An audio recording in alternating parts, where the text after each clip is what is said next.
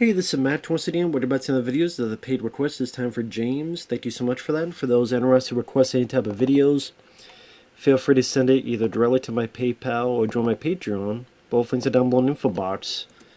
Now, James wanted me to look into, well, to do a commentary on Hitsville, the making of Motown. Now, I know nothing about Motown. I guess I never really got into find out more about Motown. But we'll see how this goes, and we'll see how it is. So I guess we'll find out together. I don't know if I'll be able to say much because I don't really have much background of this. But either way, thank you, James. Appreciate it. For anyone that wants to request pretty much any type of videos, PayPal's usually the best bet. Or join my Patreon. Both links are down below in the info box. So we're paused at the beginning. 3, 2, 1, pressing play. This is from Showtime, okay. The Affair, the final season. Okay, so it's showing a trailer, okay.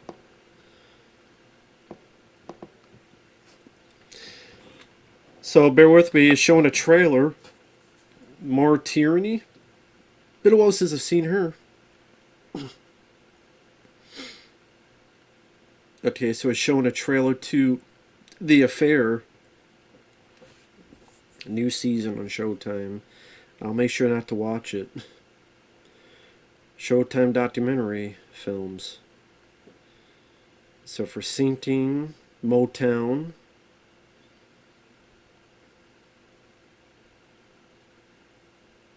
Here's some people talking.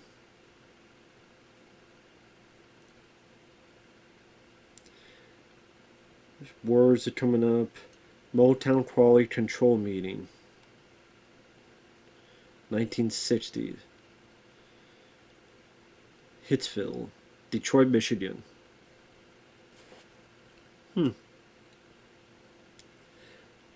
Barry Gordy, wow. Barry Gordy's the last dragon. I am the last dragon. Barry Gordy's done, that's what I think of with Barry Gordy. Marvin Gaye and Tammy Terrell, Ain't No Mountain High Enough. Ain't no mountain high enough. Supremes.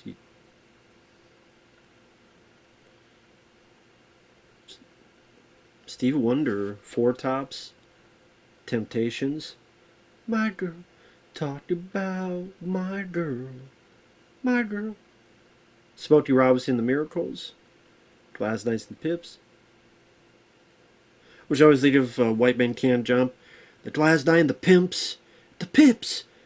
It's Glass Knights and the Pips, not Pimps. This old heart of my Isley Brothers.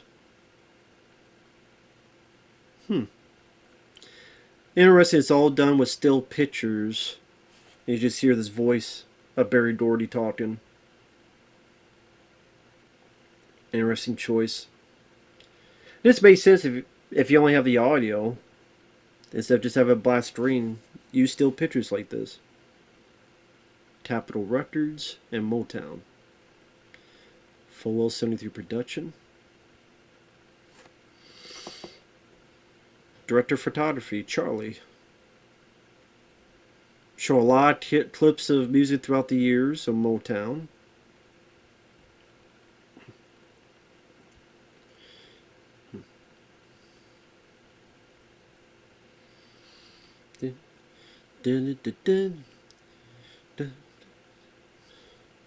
So get ready, get ready.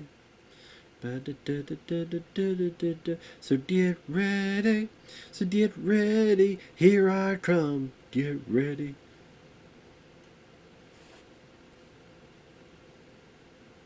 So, going to Detroit. Sadly, Detroit is in a different state of affairs today. Oh, is Barry Gordy being interviewed? Motown founder.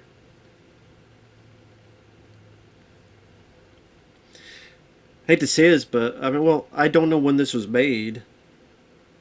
I was like, Barry Gordy's still alive, but actually I don't know when this was made, so But I thought he had passed away a long time ago before this, so there you go.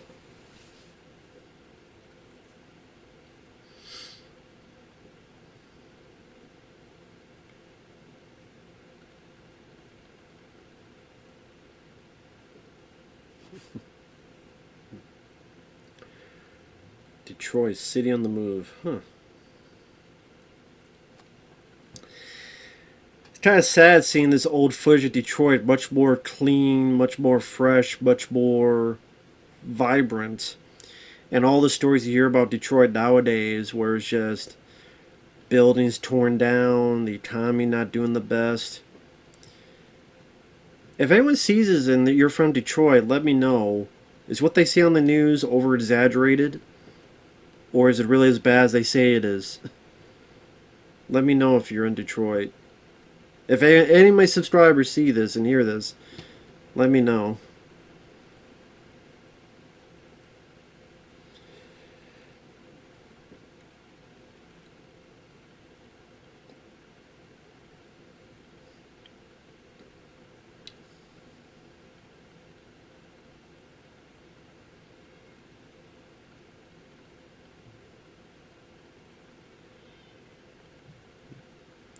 Baby Teen. I remember him from Adventures in Babysitting. No one gets out unless they sing the blues.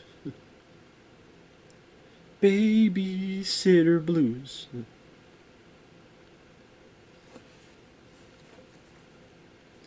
I like the use of the old footage showing the older elements of Detroit.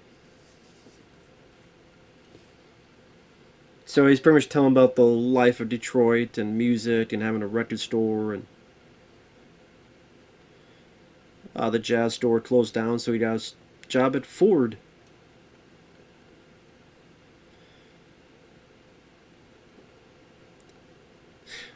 The Michael Moore one, documentary Roger and Me, was that in Detroit or was that somewhere else? I'm trying to remember where that took place.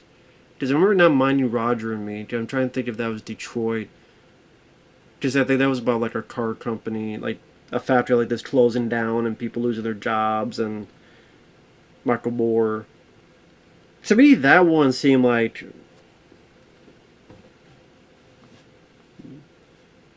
more reasonable Michael Moore. I'll put it that way. Honestly, I know Michael Moore's done a lot of stuff, but that's the one I probably like the most is Roger and Me. The other stuff seemed to be too even more, whether it's real or not, sensationalistic is the word I'm thinking of.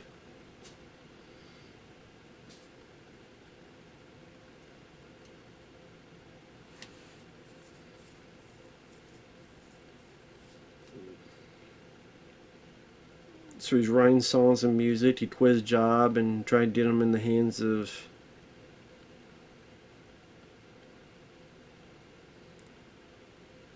Barry Gordy's Motown business model, the assembly line. Writers, producers, competition, Breeze champions, find, sign, develop. That's true. Gotta find them first. Detroit, Michigan.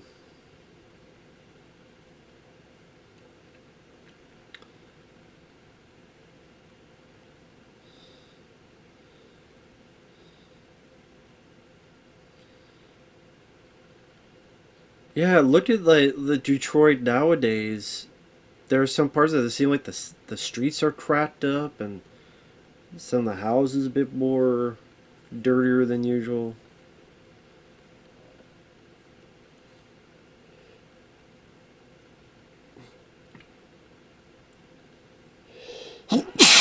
Excuse me. Smokey Robinson. Which I think James, who requested this, I think he met him at one point. Which he said was a good moment. That's nice. Yeah, Barry Gordy and Smokey Robinson talking and chatting. That's cool.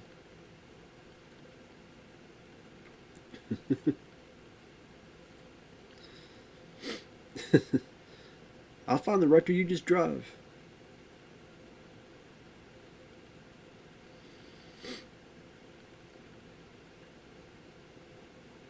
The Miracles, found in 1955.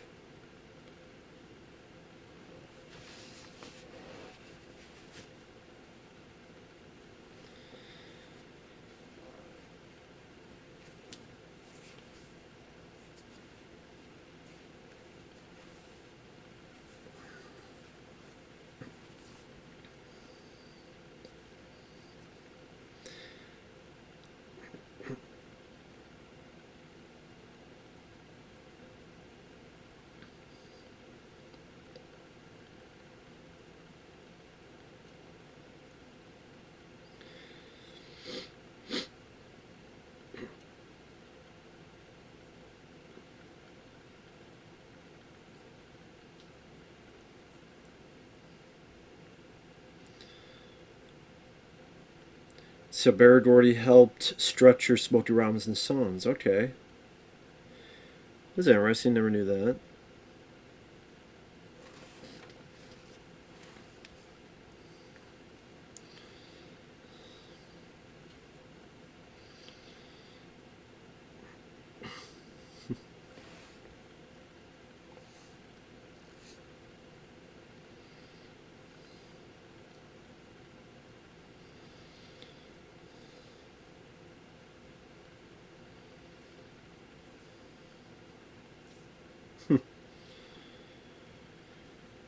So for royalties, Barry Gordy got paid $3. And yeah, if that's the money you don't get, just start your own business. Might as well. Ooh, you lost out on the $3.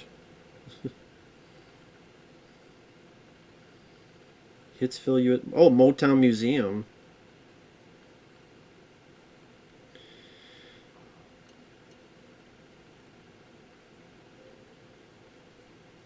I mean, it seems like a regular house. I'm surprised it hasn't been broken in and stuff.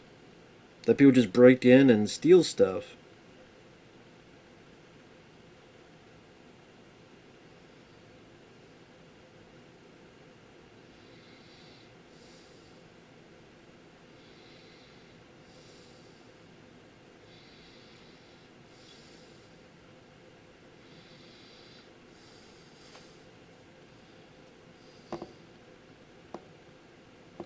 Booker T. Washington. Interesting. Like I said, I didn't grow up much with. I mean, I guess to be fair, like when I hear the songs, I'm like, oh, I recognize that one. I recognize that one. So it's weird to say, oh, I didn't grow with it, because some of these I do recognize. It's just that compared to.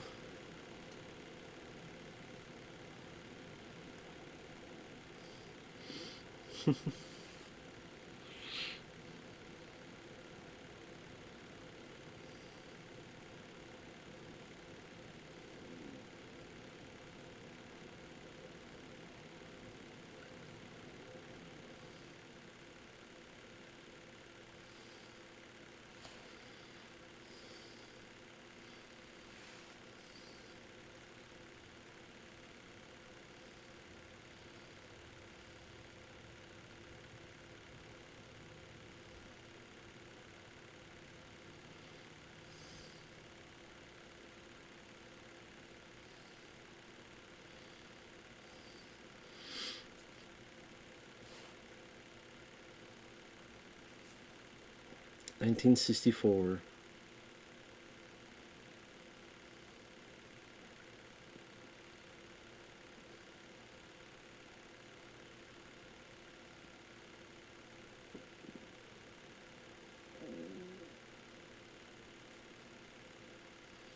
They don't understand.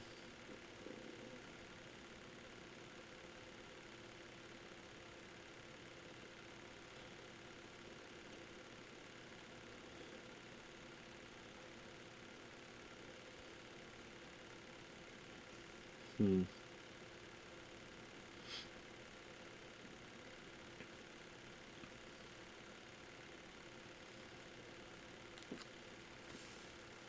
So I'm not saying that. I'm just listening kind of the people talking and conversing, and uh, definitely tell they've been friends for a while.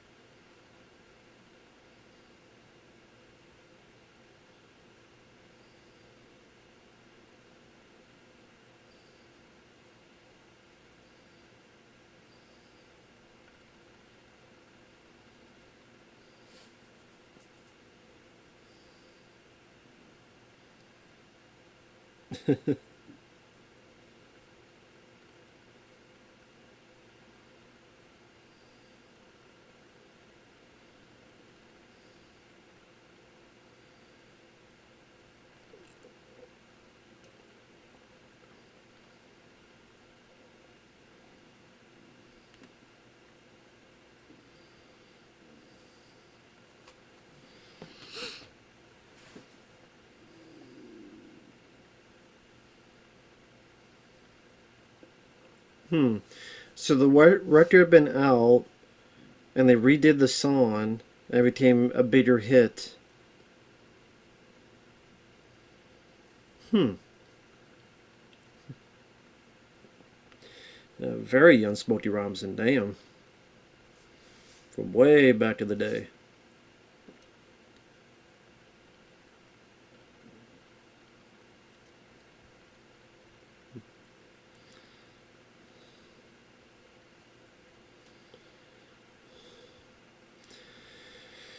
Yeah, I mean, yeah, if a lot of people hadn't heard the song and because it wasn't that big of a hit, yeah, just release it. And for a lot of people, it's like, oh, here's a brand new song. Seems really exciting, really cool, really hip. I mean, nowadays, it'd be like, because the internet, because information travels so much more quickly, you're able to hide a bit of that back in the day. Oh, Dr. Dre.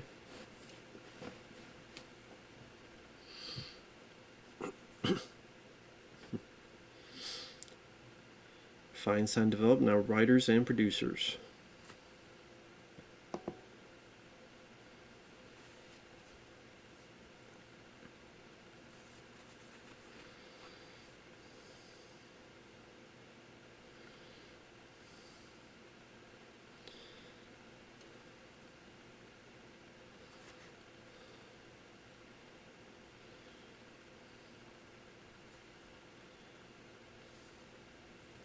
Hmm.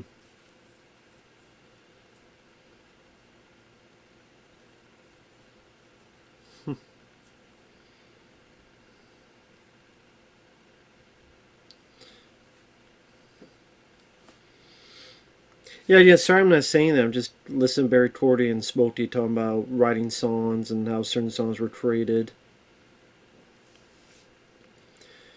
I like the little style showing the text of the song being written on the screen. This is a nice little stylistic detail. Really punches up the lyrics that we're hearing.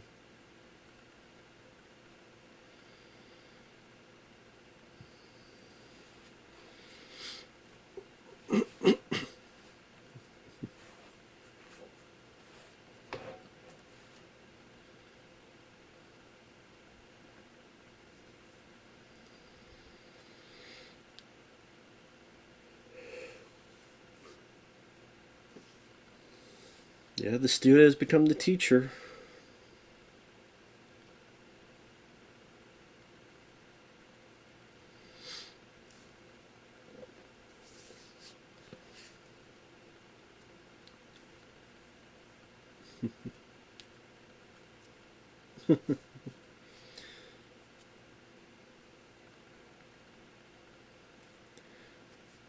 Pretty much Barry Gordy's like, maybe I could learn from to get girls, and they're goofing off at each other on it.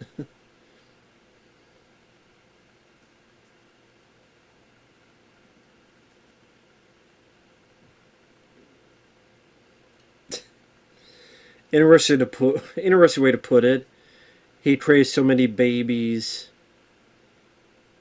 with his songs.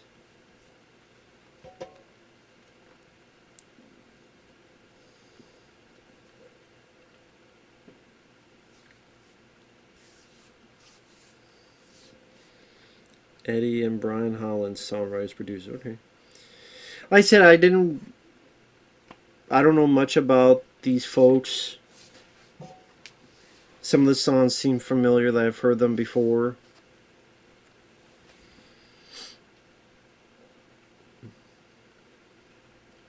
Lamont Dozier.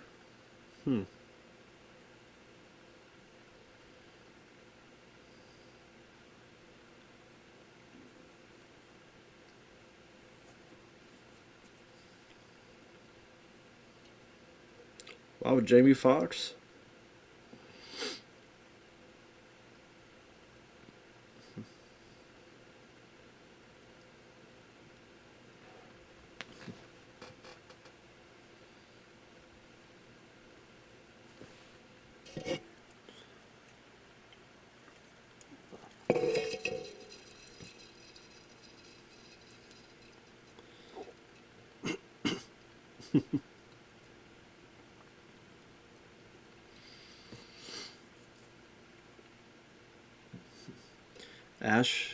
Ashford and Simpson, notable hits. Ain't No Mountain High Enough, I remember that song.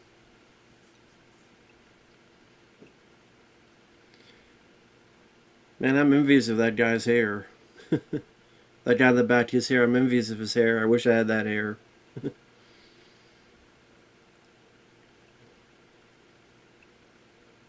Yeah, I guess, I mean, you get all these guys together, hit after hit after hit.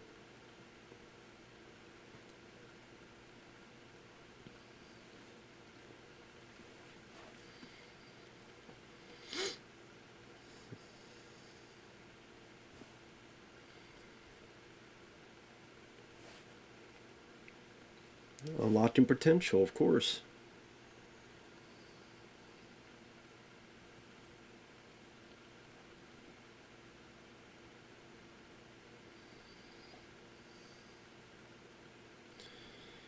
Ah, Stevie Wonder.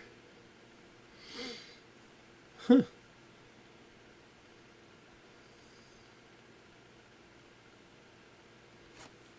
Kind of curious. When was this made? I don't know what year this was made. Gotta look that up.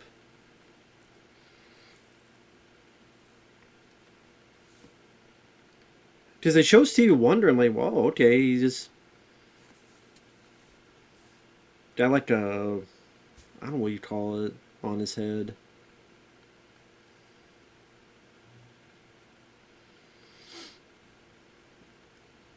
Voice of Marvin Gaye.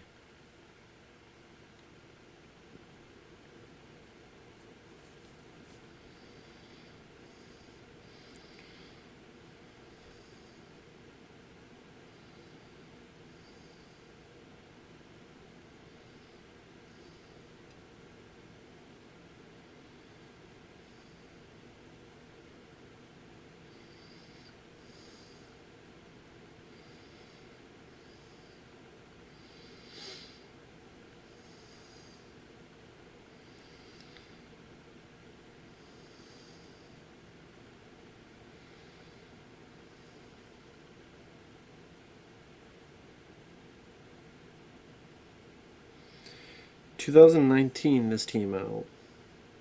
It's wow, 5 years ago.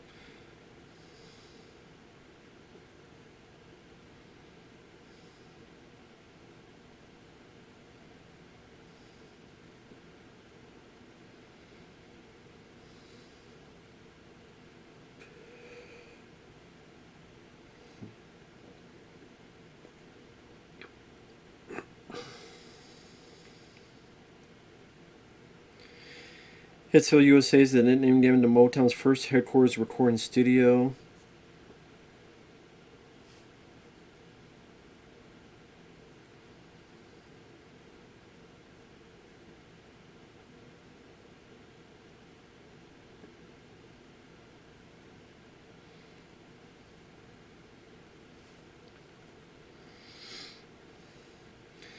The 7.9 IMDb.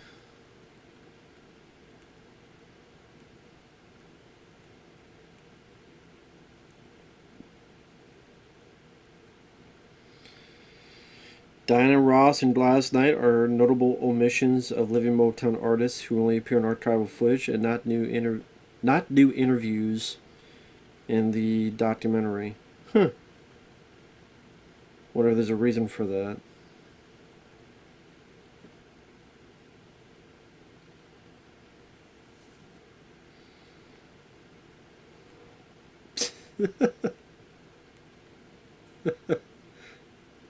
Your songs are great, but your voice is for shit.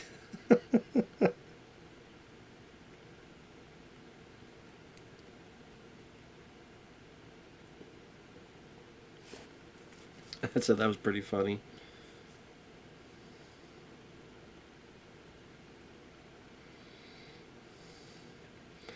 This is interesting. Critical review of this. Mostly it's all like 10 out of 10s, but this was a 3 out of 10. Was made so Barry Doherty could explain why he was such a jackass to all those magnificently talented people.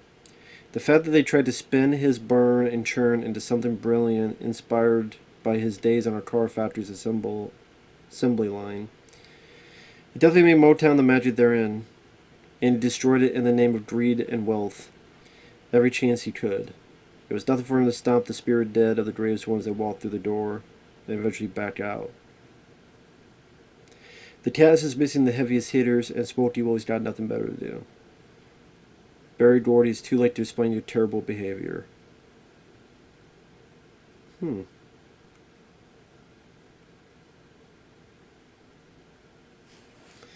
Barry Doherty made major mistakes, and yet these were glossed over. He almost stopped Marvin Gaye's album What's Going On being released, yet seemed to have forgotten that.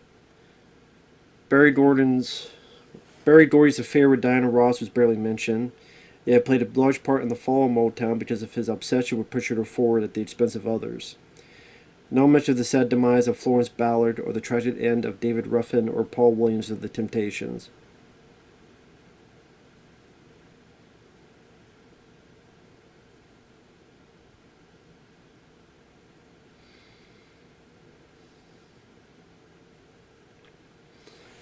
The sound quality was uneven and unbalanced, making some of the dialogue almost impossible to hear. There were far too many talking heads when the fabulous musicians should have done the talking. Motown boss Barry Doherty hogged the film with his buddy Smokey Robinson. The crew became very irritated with their brand of false bonhomie.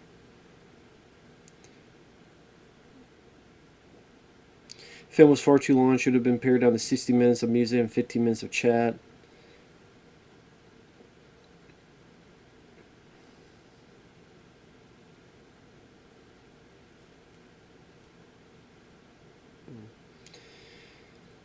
Seems like a lot of people liked it, but there's a few criticisms people had.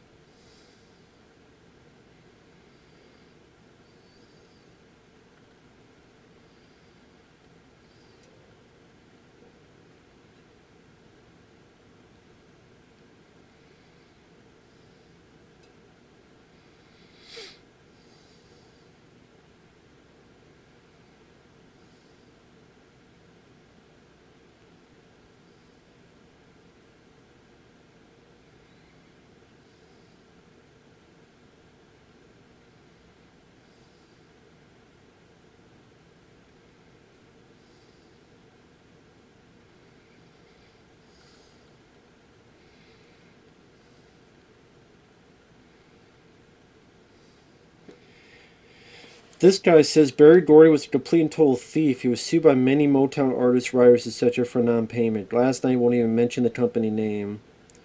I know because I met her on a Soul Train cruise. He lived his Motown mansion while some of his best artists were still living in housing projects. When Motown moved to California, many artists and personnel weren't even told. They showed up for work one day and Motown was gone. They never got their paychecks. Look at all the talent that left throughout the 70s. By By the 80s, Motown was a shell of itself with just a handful of newer artists, like Rick James and DeBarge. Really?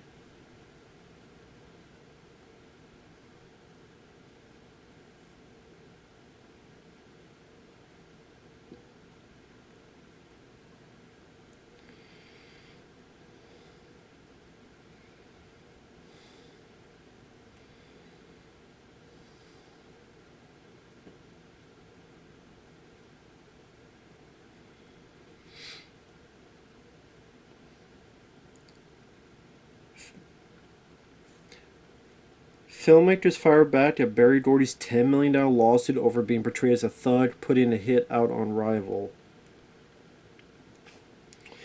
Creators of the 2023 film Spinning Gold came out swinging against explosive claims made by Motown founder Barry Gordy, who filed a $10 million lawsuit over the movie portraying him as a thug. Among the defendants are Timothy Bogart, the son of late music executive Neil, Hero Entertainment, and Universal City Entertainment Group.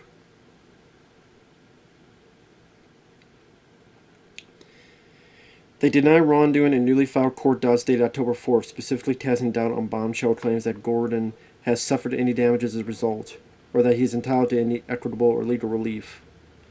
Timothy was a producer on the film about his father Neil Bogart's record label Casablanca Records, which was released in the spring of this year. Gordy stated in his filing that he took issue with the film because it presents false narratives and defamatory fiction as if it were fact.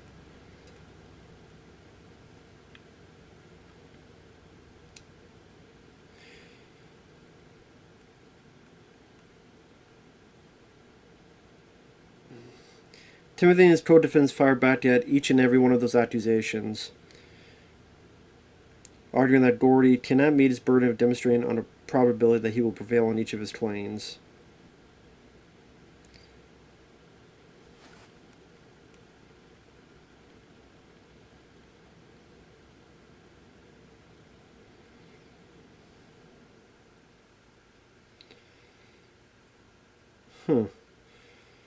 Oh, damn, so definitely some friction going on with Barry Gordy today.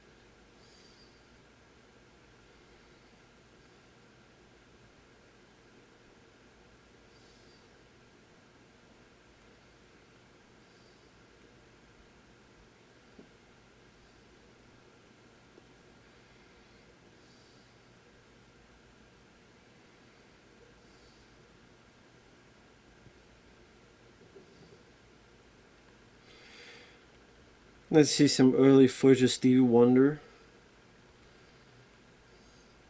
Very, very young Stevie Wonder. Wow.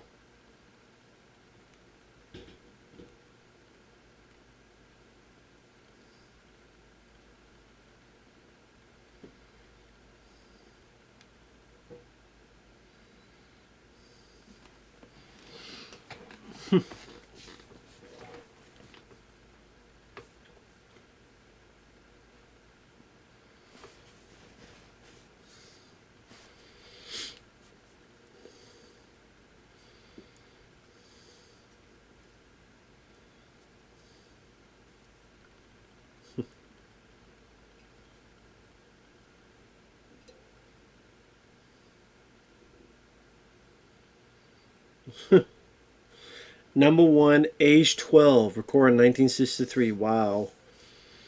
A number one song at age 12. Jesus. What the hell were you doing at age 12? Damn.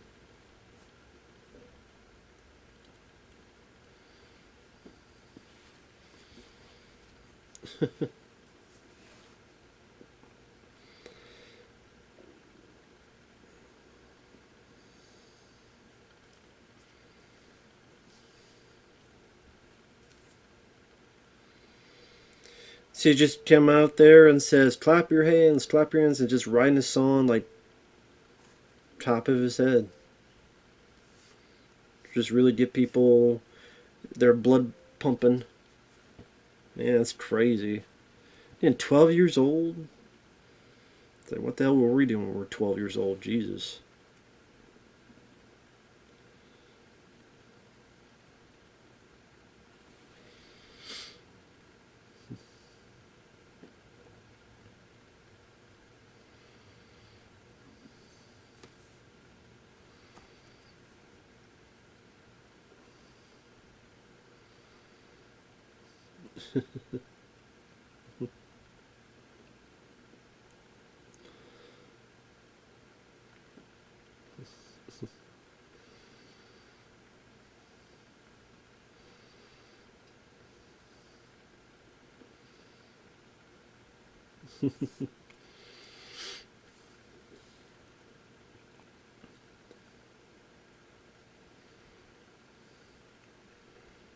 Damn, live artists there.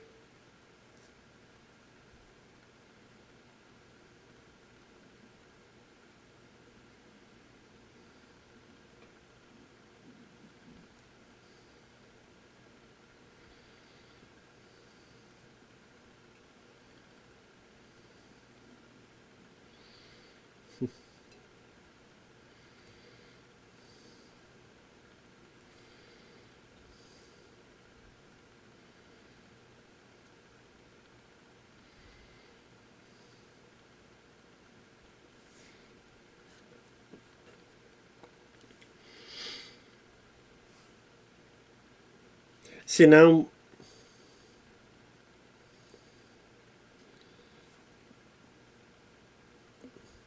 Diana Ross, who's not in the documentary, probably for certain reasons.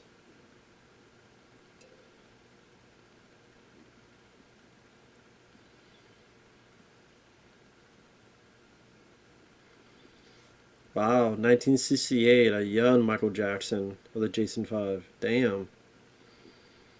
A young Michael Jackson, wow. Let's see this really old footage. Yeah, 1968, damn. You definitely see he could dance even as a kid with the way those moves are.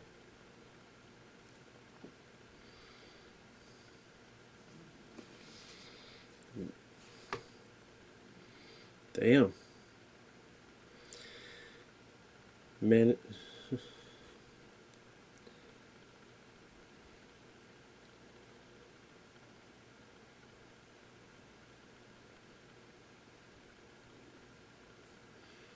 so this guy was the manager of the Jackson 5 and all this. Damn.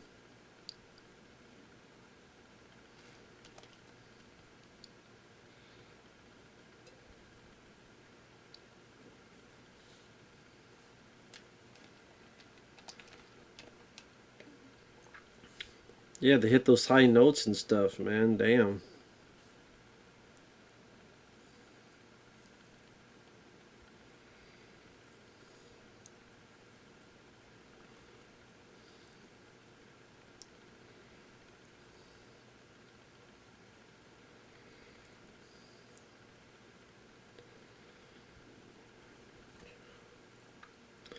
Can you imagine being the other members of the Jackson 5 going, man, we could say anything, do anything, we'd be as good or as bad as possible?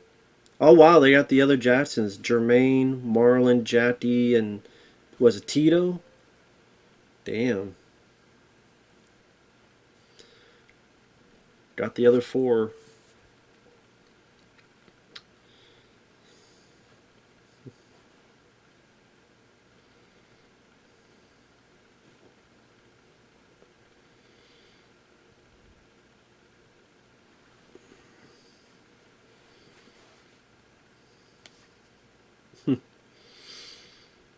Competition breeds champions.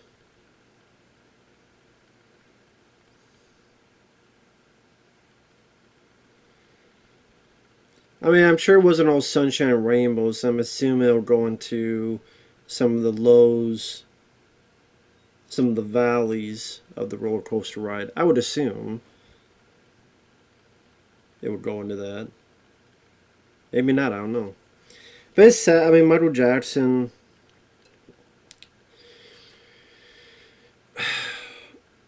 I will say this. I don't believe what he was accused of happened. I don't think he did it. I think there's a lot of evidence that seems like he didn't do it. A lot of very contradictory accusations, but then that doesn't fit because of this, and that doesn't fit because of this, and that story's changed, and that story's changed. So, I think Michael Jackson had. I think Michael Jackson was a weird guy, but I don't think he was that guy. Some people disagree. Some people can get very violent about that. Oh well.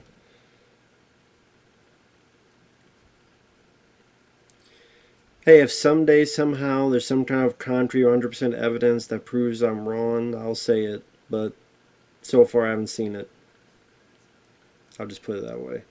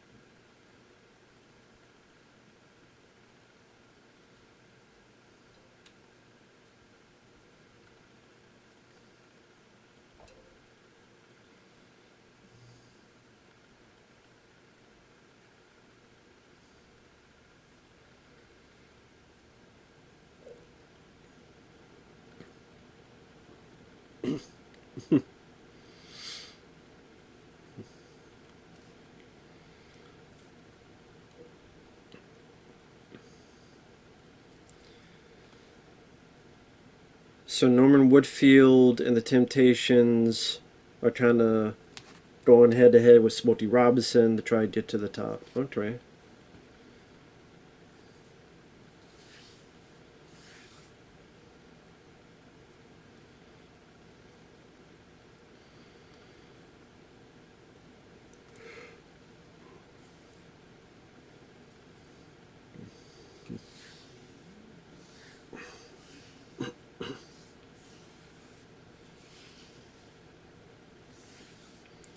My Guy, produced by Smokey Robinson. I remember that song. The first time I heard that song was in Sister Act, the beginning of Sister Act.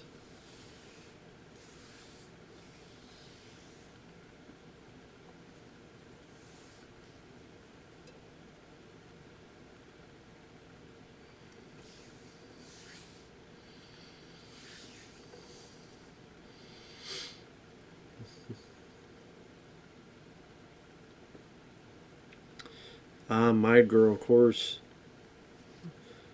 So I like that Smokey talking about how My Girl was made.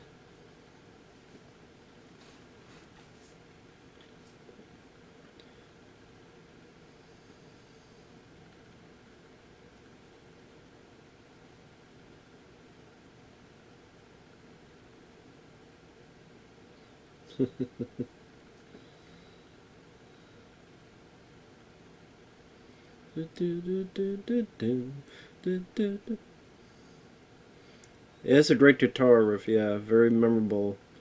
Boom. Do, do, do, do, do, do.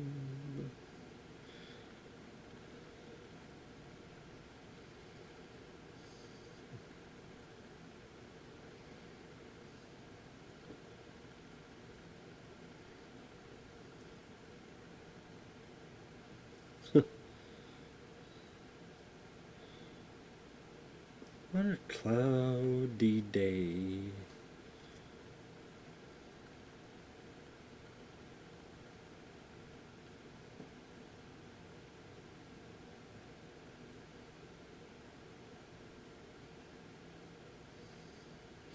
You say what was my girl, my girl. Definitely a classic song. My girl.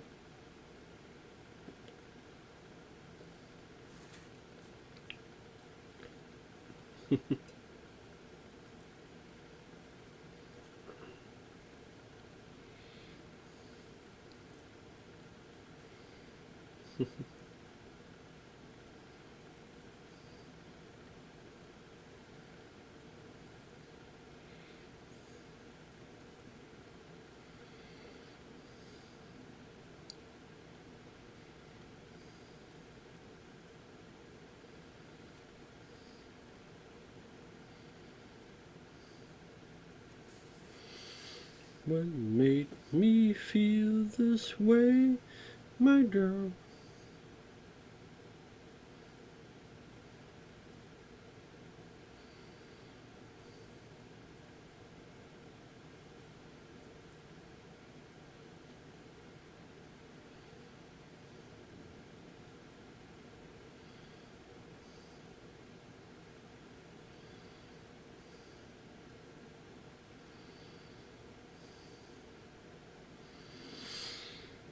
Damn, over a million. Number one, damn. Wow, the Beatles. Beatles said, hey, good job, man.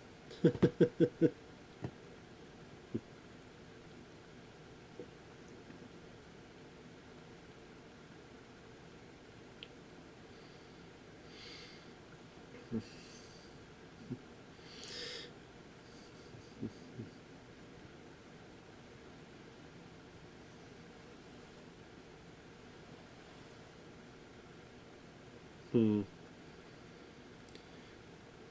Yeah, that's an interesting question. People were asking Smokey, aren't you sad that you didn't keep Margot for yourself? He's like, no, without them, I would not have got the idea to make the song, so. But Smokey seemed to have done well for himself as well, so. It's fine. He had some other. He had a couple hits. Just a couple. Quite a bit, actually.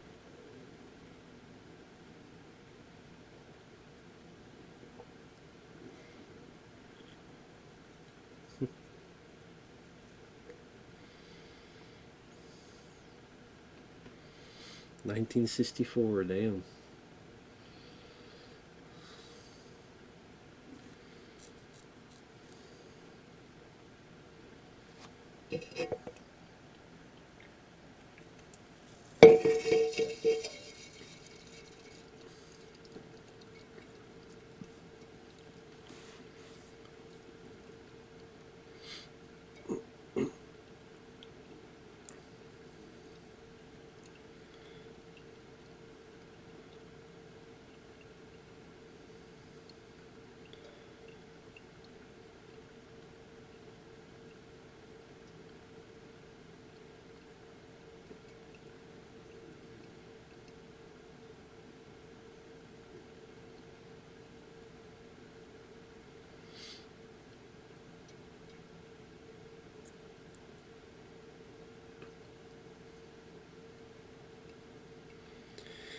That's crazy. Some people did not think this would be a hit.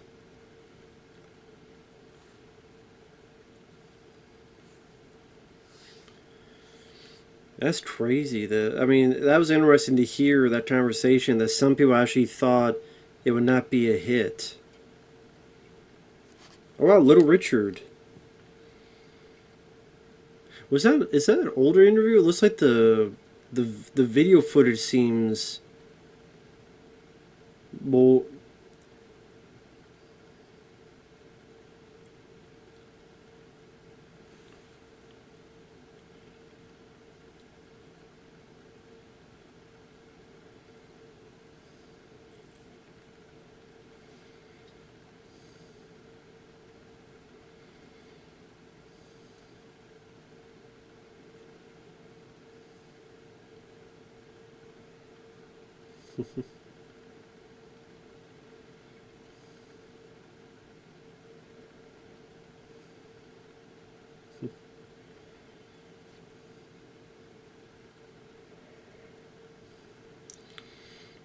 Yeah, Trust My Tears. Definitely a popular song. And those was used in some films, like take place in Vietnam and stuff. Definitely some movies that take place in the 70s. 60s and 70s, I should say.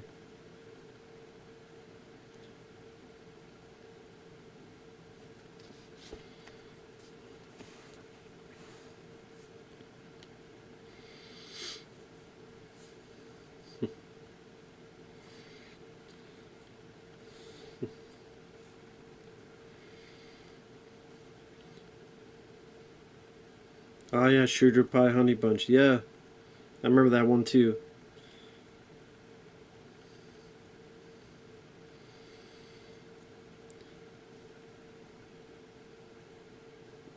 I mean, yeah, Barry Gordy had a good point. You gotta catch them in the first 10 seconds to keep their attention and want to listen to the rest of it.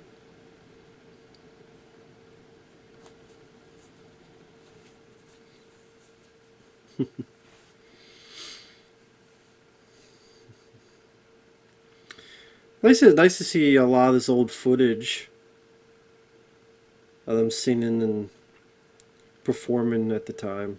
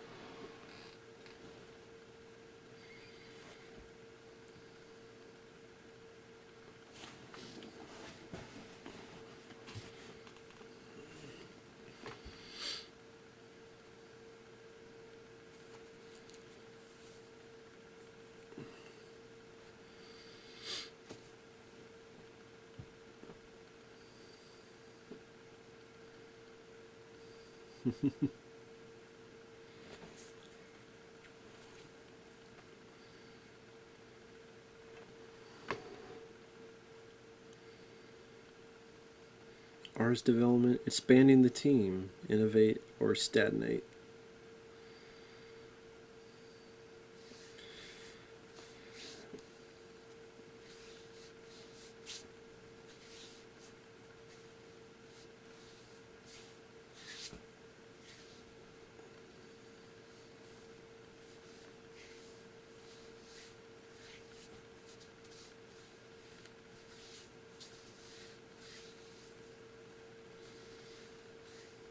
Hmm. Barney, sales and marketing.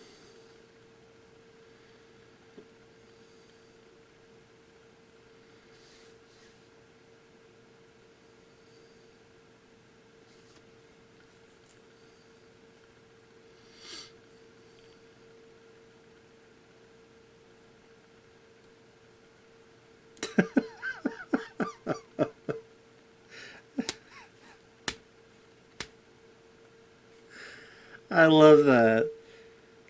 So Barney was with Barry Gorey. They went into a place and the place said, "I'm sorry, we don't serve black people." And without missing a beat, the guy said, "That's good. I don't eat them." That's a great line. Someone needs to steal that for a movie, especially for a period piece movie. "I'm sorry, sir. We don't serve black people." "Well, that's okay. I don't eat black people. But if you got any, hamburgers, I'd like to have some." Someone please steal that line and put it in a movie, man. That's a great line. So I guess this guy was a Sicilian.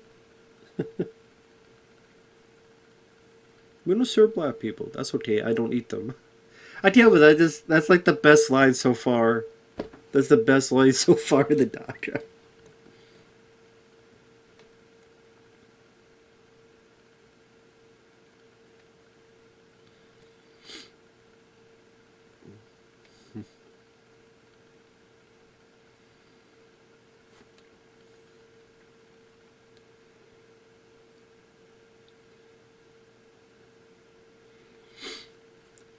Sometimes when he's got the glasses and the like the old pictures with the glasses and the facial hair, it looks a bit like older Burt Reynolds.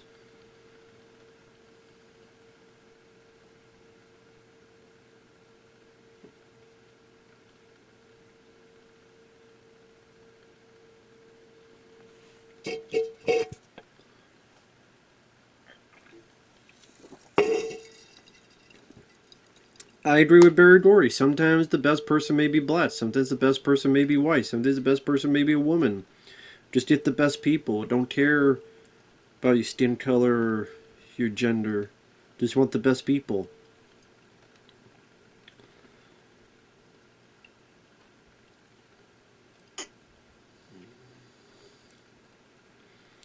Gwen Gordy, Anna Gordy, and not sure what the third her name is.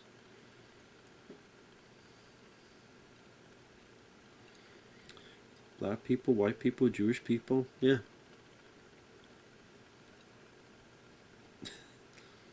Exactly. The color of business is green. That's the most important color in business, green. That's another line to steal. You know what the most important color in this business is? Green. As long as I see green, no reason to complain.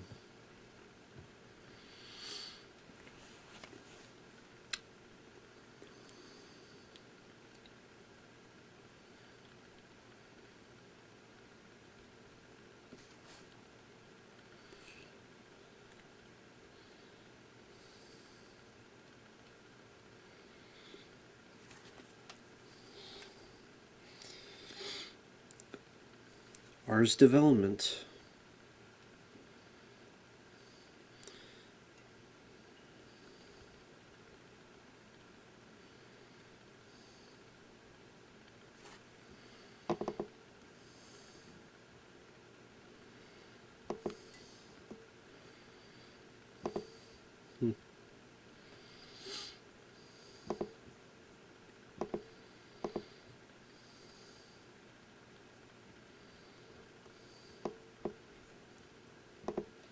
Yeah, it's one thing to have the song, but not presented the right way. It's not going to matter. It's going to be forgotten.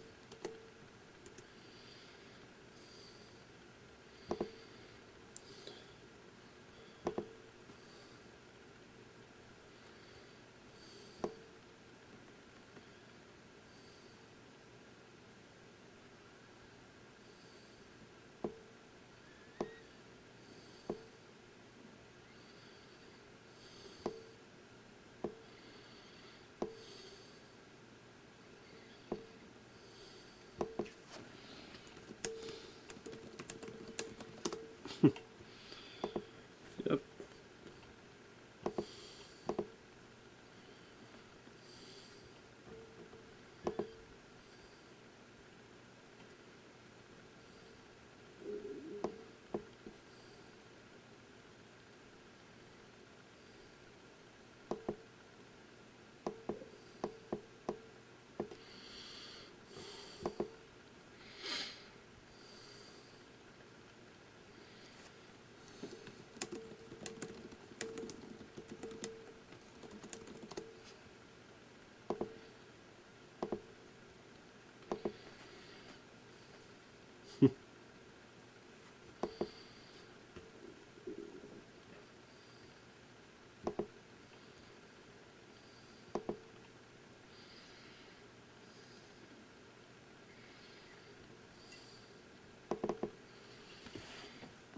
Hmm. You do not protrude the buttocks. Well, for some ladies, they can't protrude the buttocks. For some, you definitely don't want that. For some, maybe you do. I don't know. Maybe you do. For some.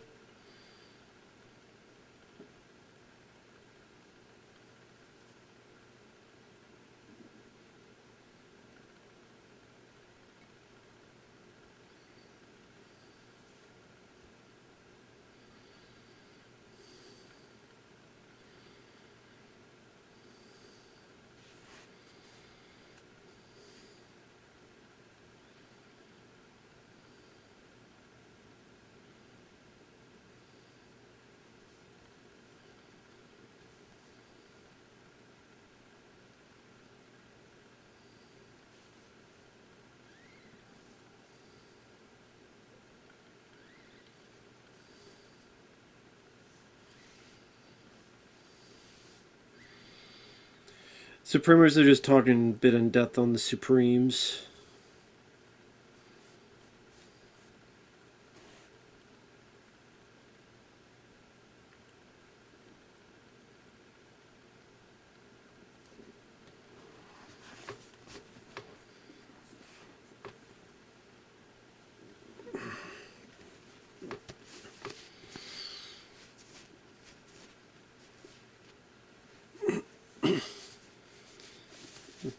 They're being called the no-hit Supremes. Wow.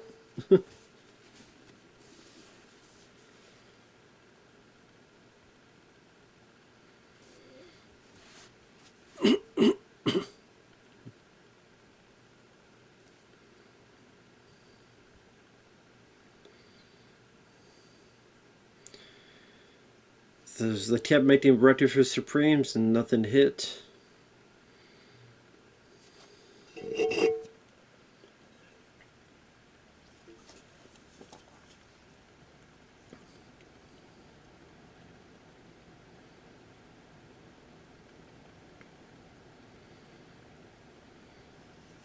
Oh, Mr. Postman, okay.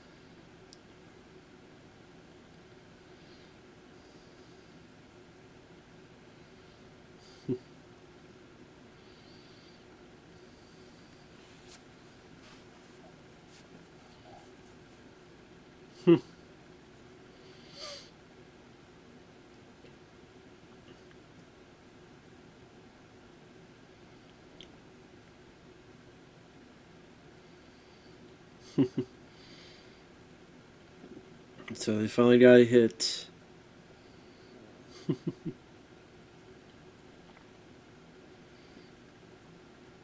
They have 5 consecutive number ones. Wow.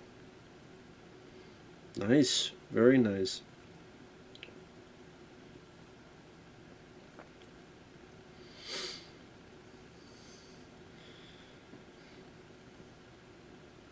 But I wonder, like, there must be some reason, like, Diana Ross doesn't want to talk about it. Well, maybe she doesn't do interviews, or there's something else to it. I don't know for certain.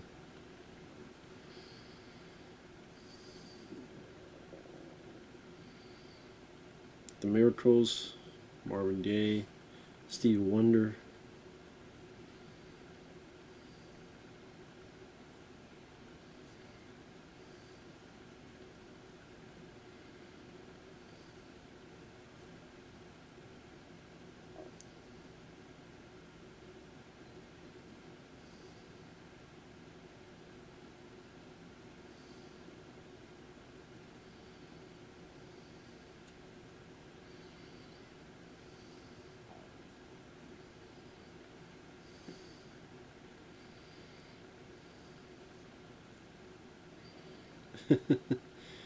Four Tops competing with the Temptations.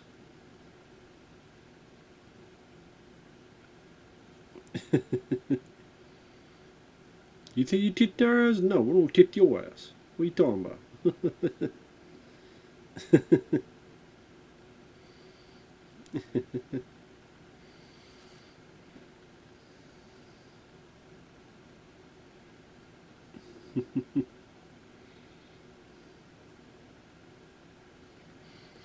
I will say one thing with the documentary. At least there's a lot of good music on here. A lot of good music.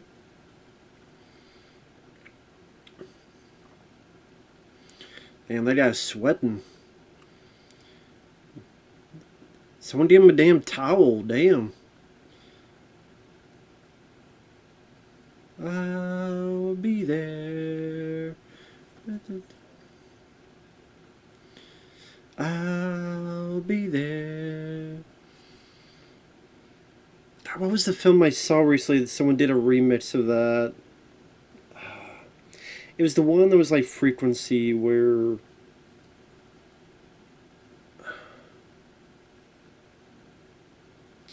a father and daughter were in like two different time periods. And one's trying to solve the other's murder, and Don't Let Go or something like that. I forget the name of it. Damn it.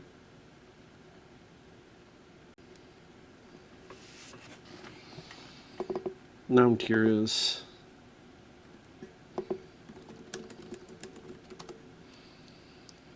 Yeah, I think that was it. Don't Let Go. Which I didn't mind. A lot of people hate it, but I didn't mind that.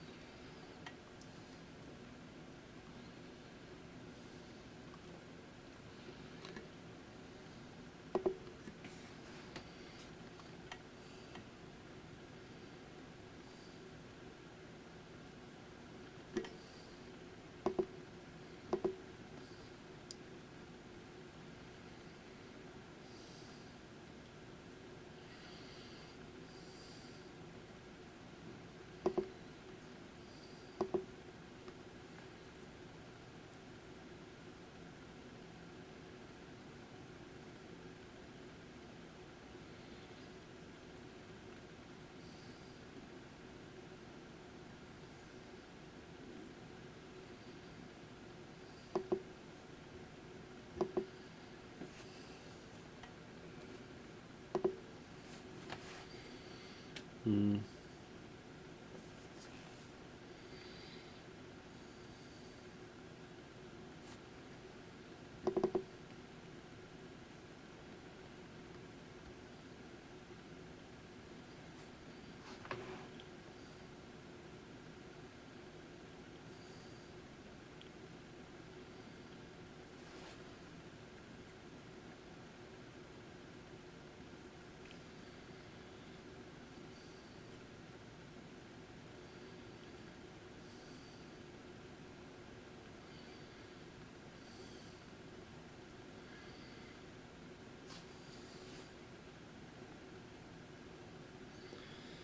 Yeah, a lot of bad, tough times back in the day.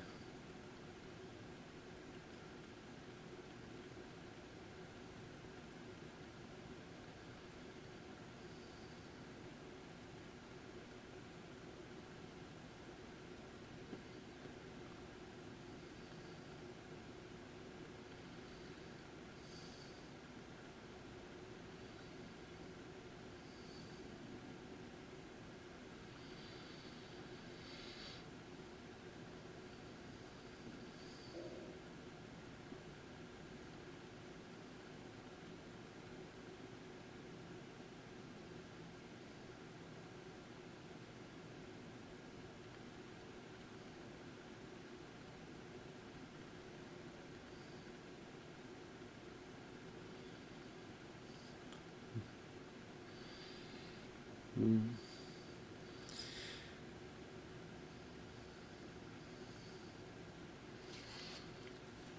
Yeah, a lot of dumbass people being racist for no damn reason. No damn good reason. Just love to take all those white people and just smack them in the face. Just racism is such the dumbest thing in human existence. To judge someone by the color of your skin, it's just the dumbest stuff.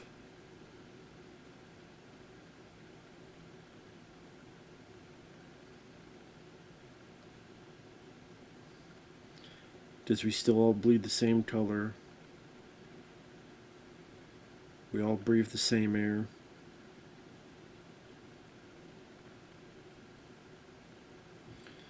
So yeah, people that are racist can go eat a dick.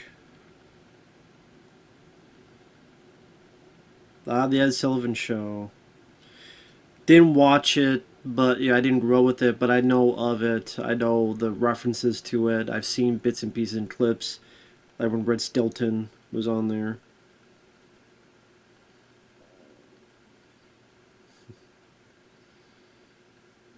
Ed Sullivan, just the cadence. We'll put on a real good show. You have the Supremes on there.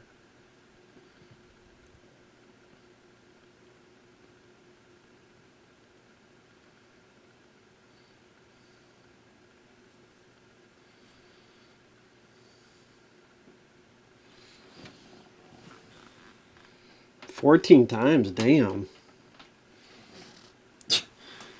I'll say, if you're on there 14 times, you must be doing something right, damn.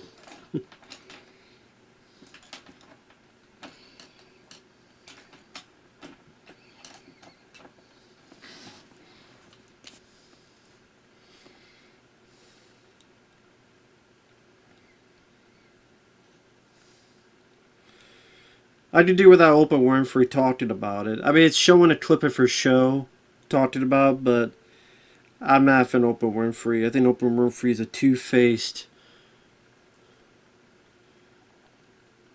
piece of shit, to be honest. Oprah Winfrey is just, I don't know. Oprah Winfrey I wouldn't touch for the 2-foot cattle prod.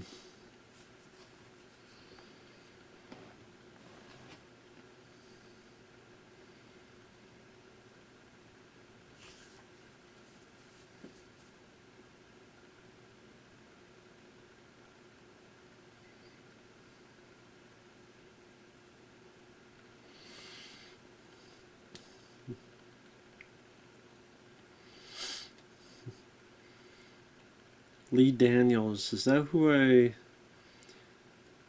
Lee Daniels, is that the guy who did,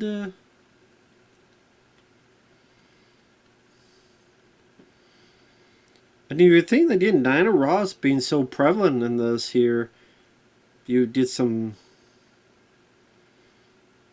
dialogue from her, but apparently not.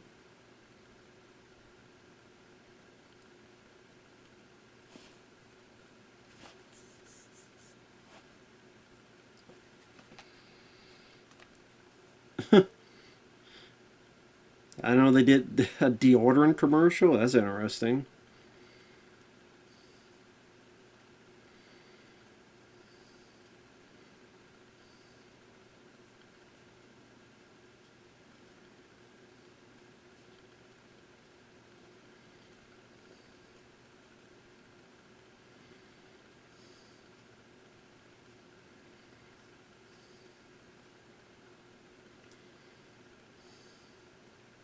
Ain't no mountain high, ain't no valley low.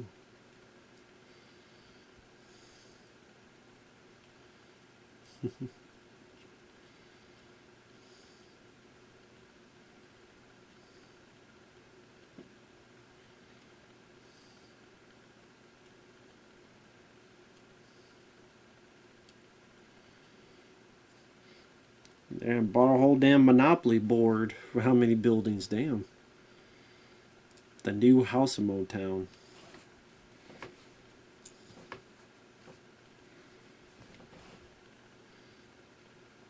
Adam White, Motown. Then read what book he wrote.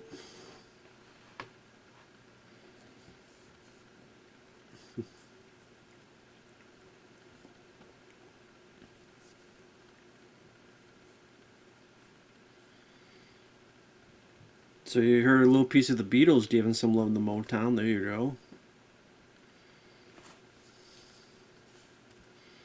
Motown Space, Where Did Our Love Go? Beamed to Gemini 5 astronauts. But there you go.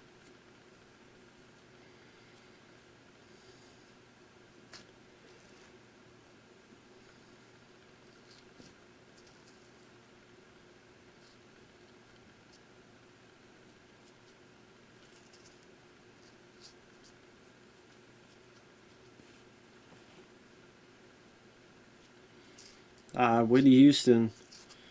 Rest in peace to her. And Dr. Dre, star record company with his friends, NWA. A little bit of something with attitude. Sam Smith.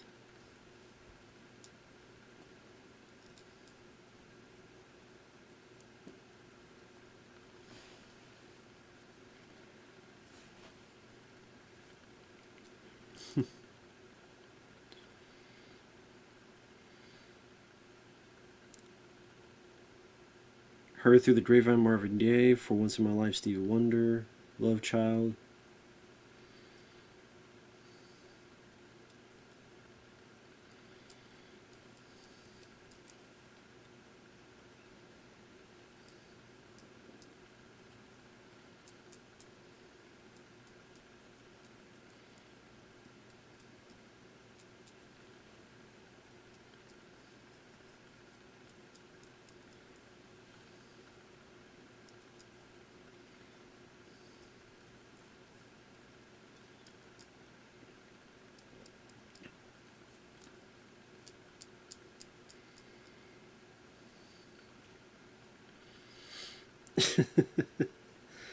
So Smokey and Barry Dora having a bet on who did it first, Why Nice the Pips or Marvin Gaye.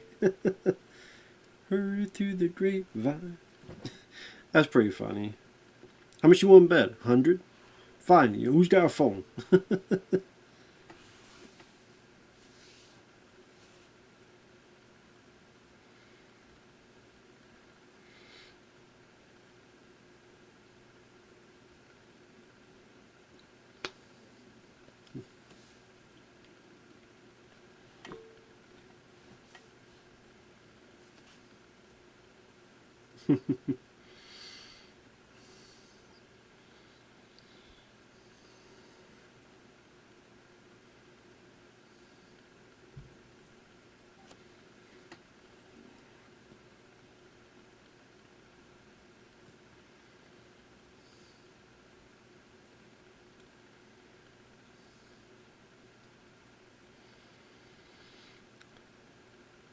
It's much faster. Yeah, the faster the faster point of Heard Through the Grapevine just isn't as memorable as a much slower beat to it. I mean, I went #1. There you go.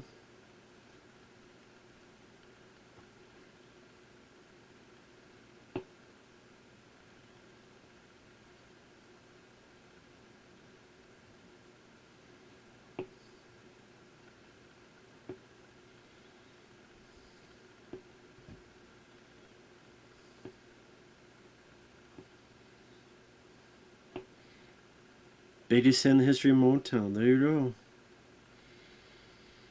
Yeah, and the much more slower, methodical beat just fits a lot better. A lot more groove, a lot more emotion to it.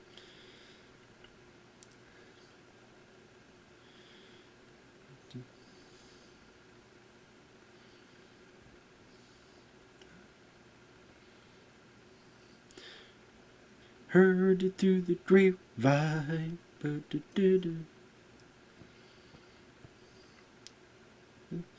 Heard it through the grapevine.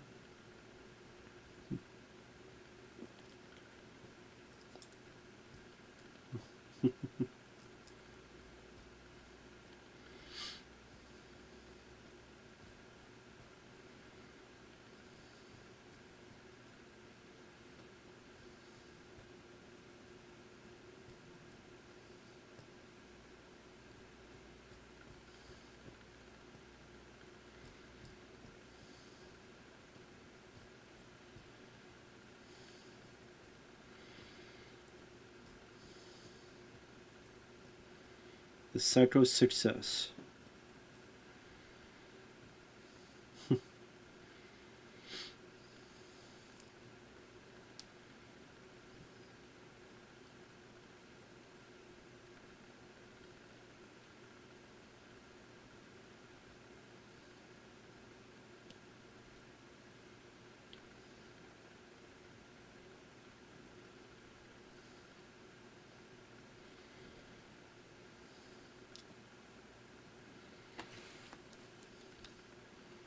An older interview of Diana Ross.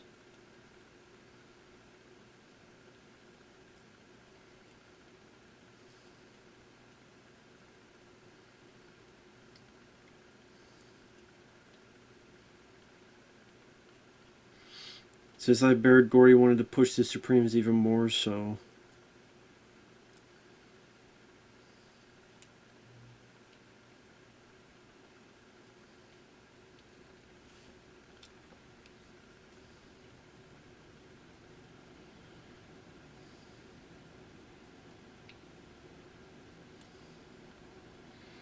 Beautiful voice, I'll say that, Diana Ross. Beautiful voice. Beautiful lady.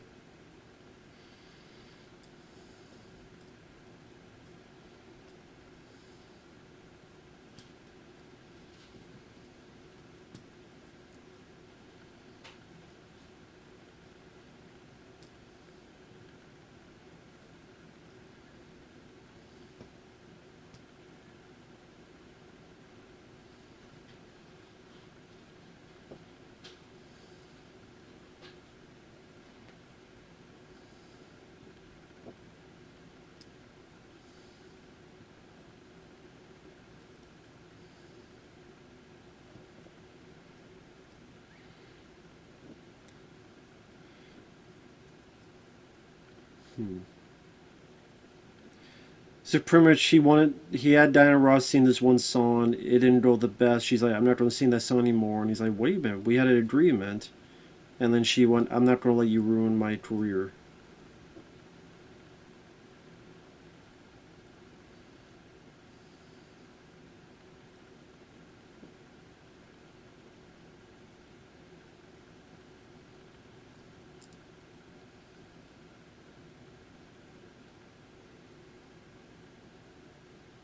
So Diana Ross left.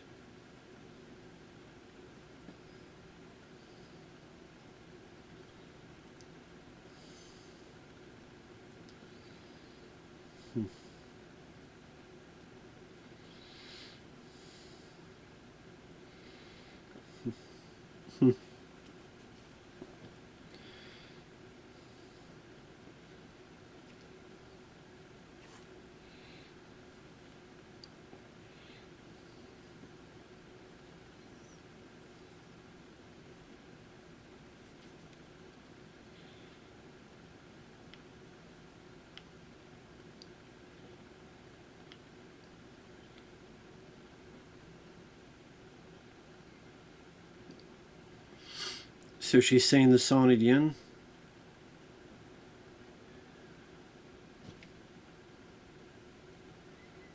Hmm.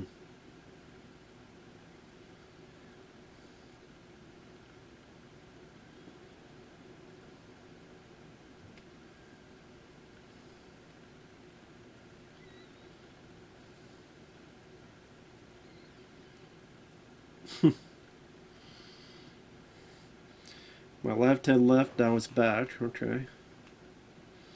Yeah, for how long? That's my question. For how long? Does she doesn't stay with the Supremes forever? She strays up on her own.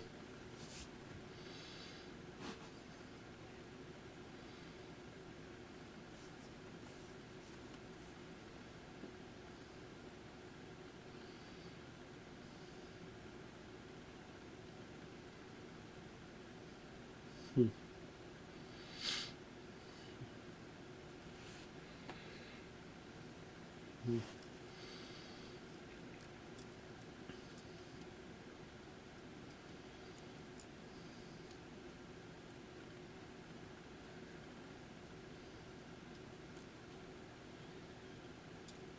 Hmm. Was this like some people felt that Barry Gordy was obsessed with Diana Ross? Other people thought it was them in love.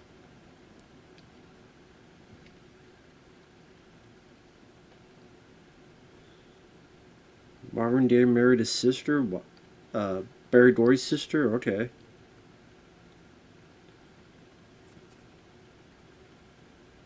Of course, complicated. Because some people are gonna go, well, you're pushing her because you love her. Yeah, because she's successful, but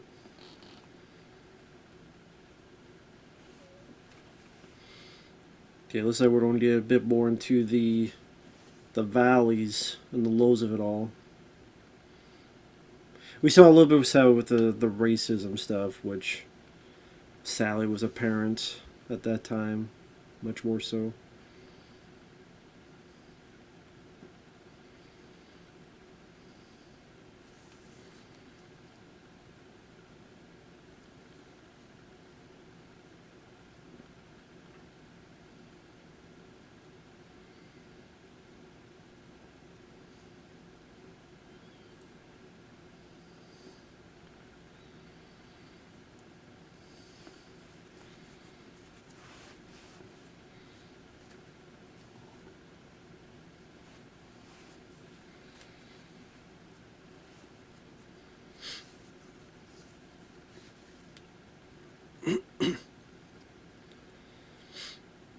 That is a fair one, I guess. If you give someone this label, then you won't make stuff for us.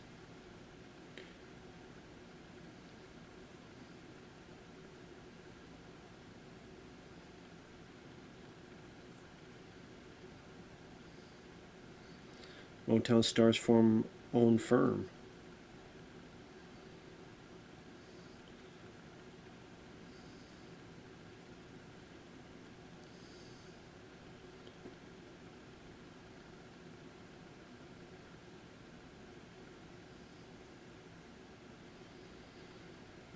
So three of them left because they figured they were owed a lot more money.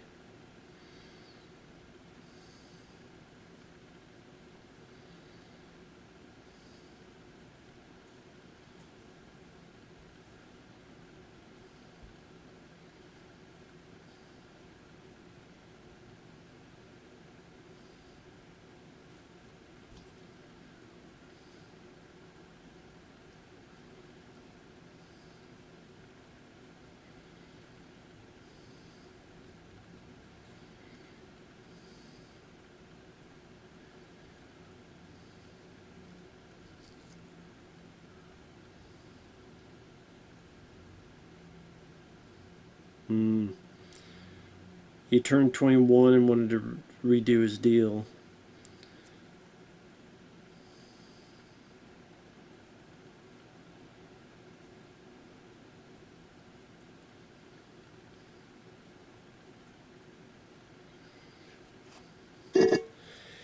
People grow up, they want to straight out on their own, do their own stuff, their own material, take ownership of their own lives.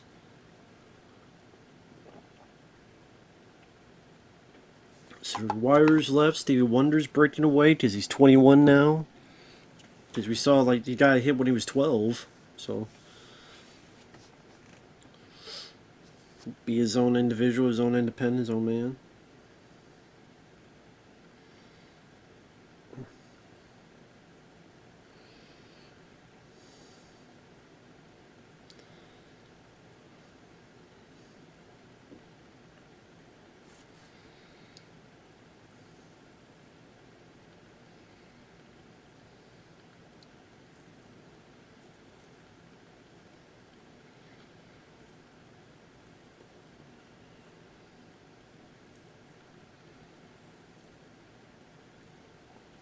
Okay, so Barry Gordy, I guess, let him have that control.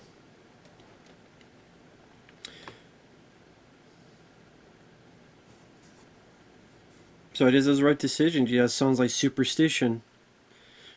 Superstitious.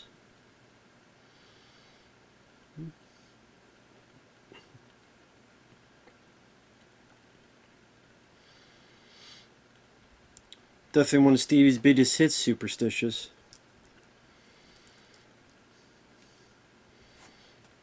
Won all the awards, damn.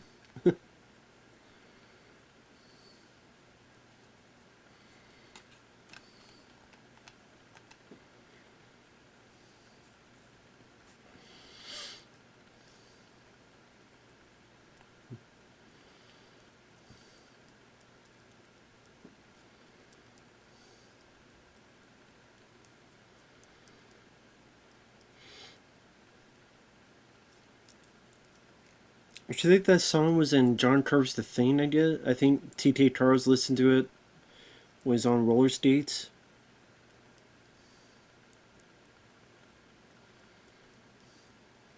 Innovate or stagnate. Yeah.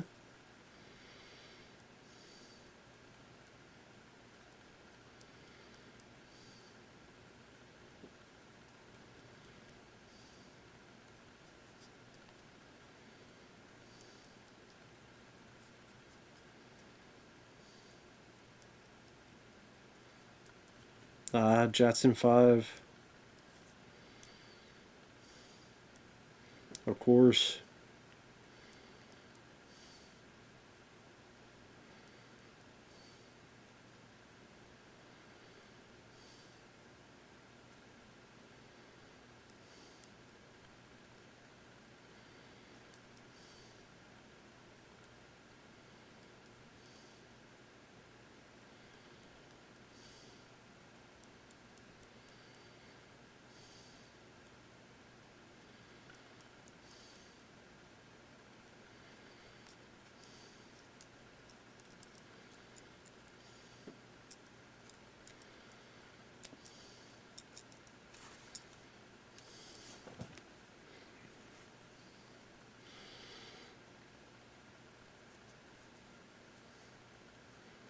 And then a lot of nice older footage of the Jackson 5 there.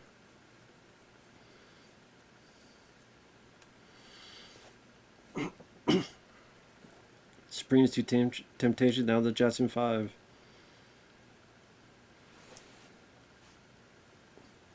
I forgot they had a cartoon.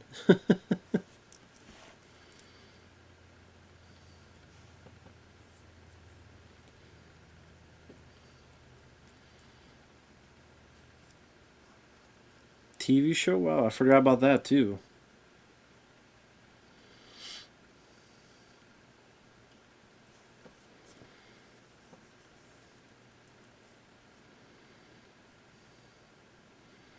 Diana Ross, Lady Sings the Blues. Hmm. Is that Richard Pryor? I think it was Richard Pryor smoking a cigarette next to him, I think.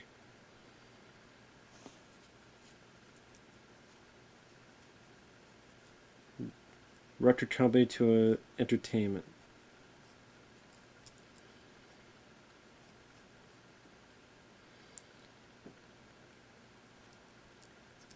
Trying to get too big. Smokey Robinson says no, it's a mistake to go to California, stay in Detroit.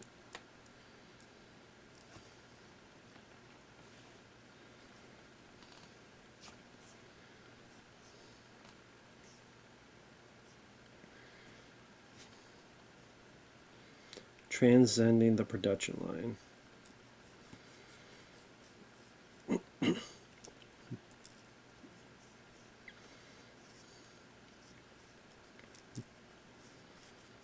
Hmm.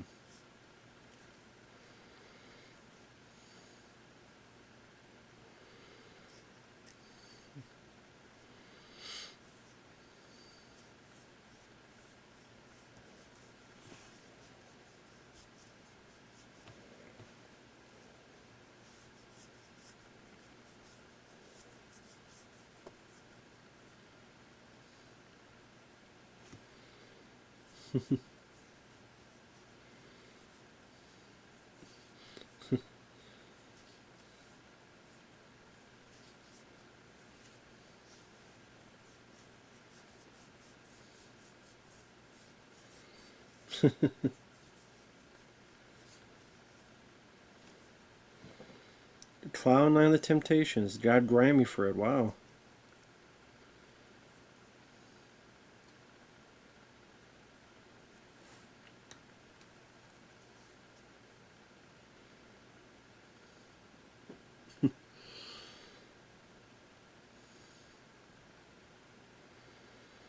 So Barry Gordy didn't want to do the song because he thought it was glamorizing drugs, but things are changing and the public wanted that kind of song. Wanted that kind of music.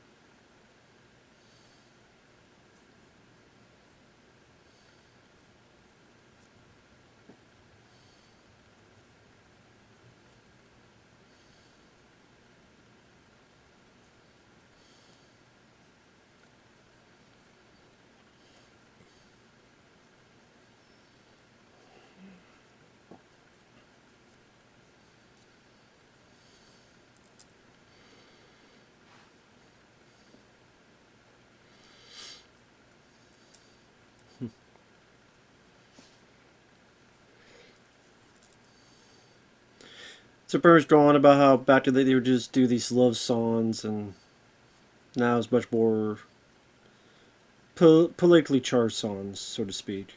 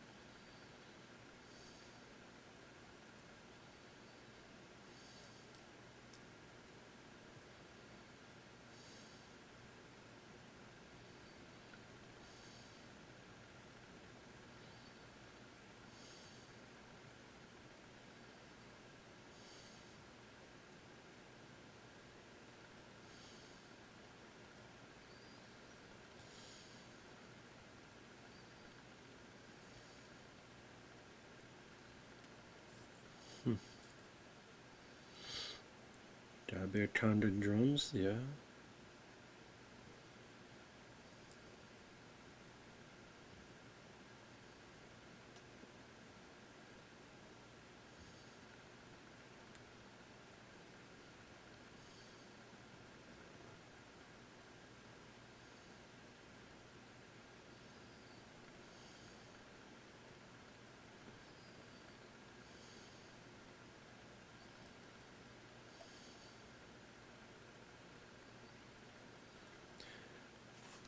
Definitely a recognizable song. Father, Father, Father. Yeah, by Marvin Gaye.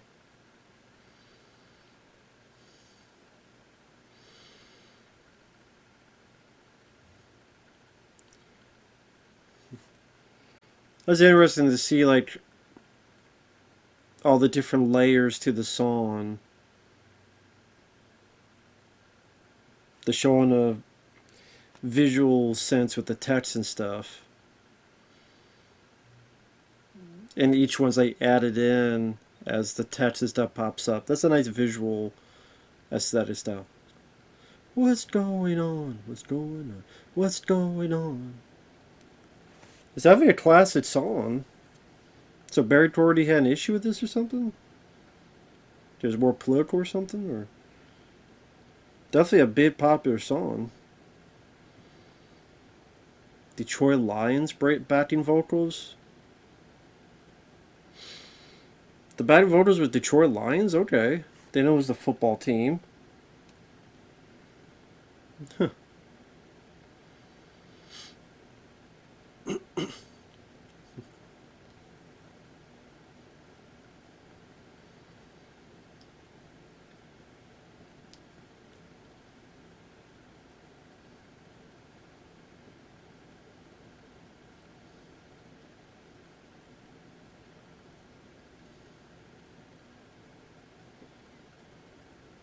It sat on the shelf because Motown was afraid of it.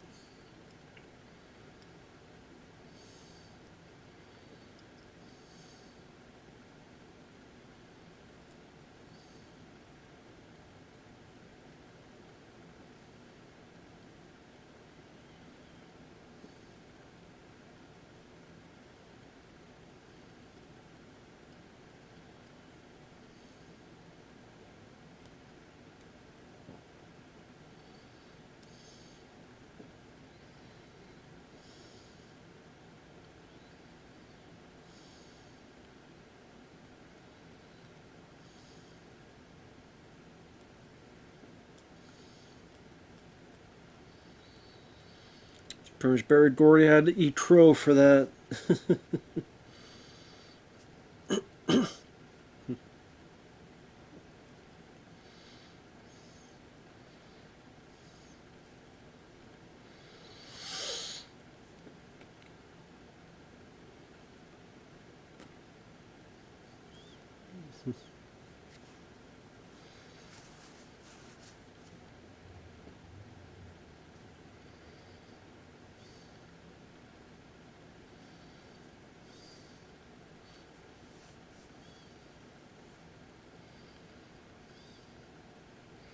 What's going on?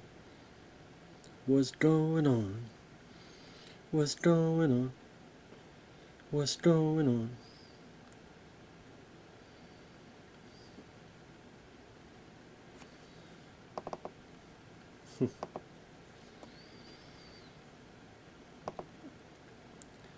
Smokey Robinson definitely gave him praise for that. Most definitely.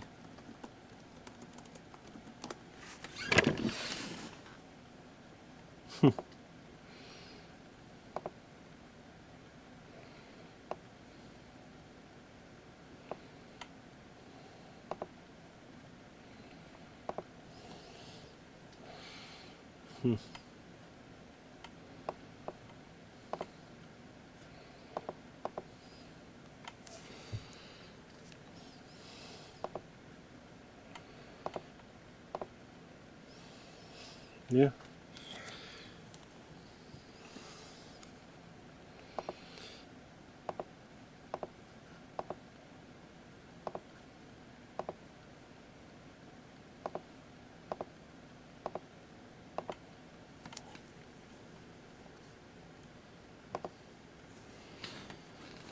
So yeah, Stevie Wonder and Marvin Gaye wanted to have their careers go a different way, while Motown wanted to be more light and fluffy and not political.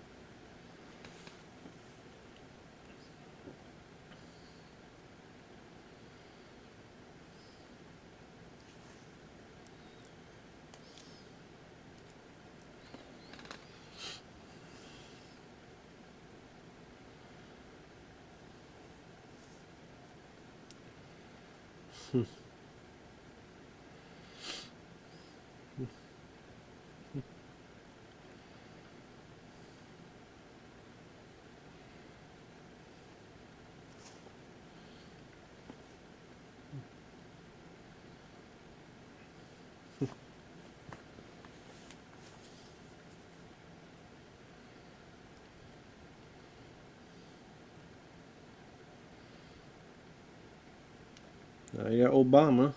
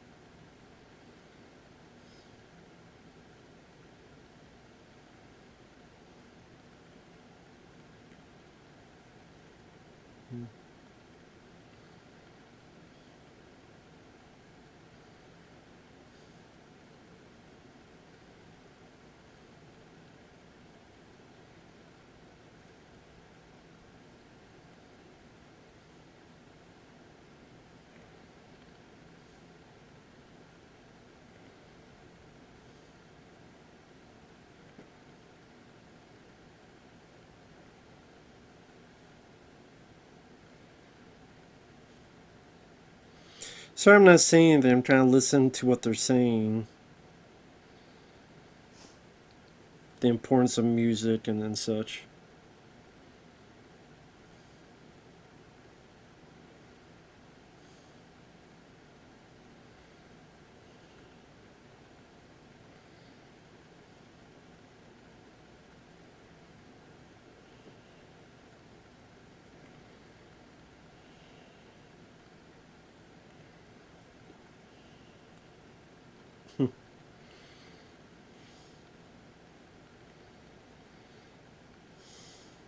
I wonder if some people look at this and go, it's a bit too sunshine and rainbows. I don't know. Maybe some people would. But so, but it's enjoyably produced so far.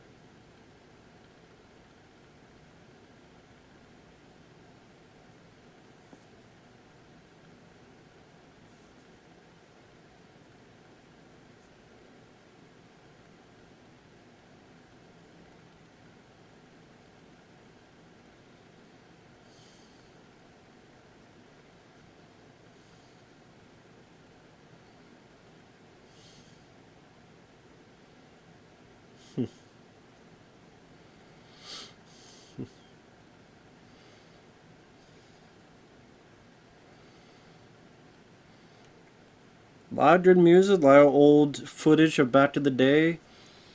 Got interviews with Smokey Robinson, Stevie Wonder. The fact there's no Diana Ross is very glaring omission. I guess by her choice. I do wonder what the details of that.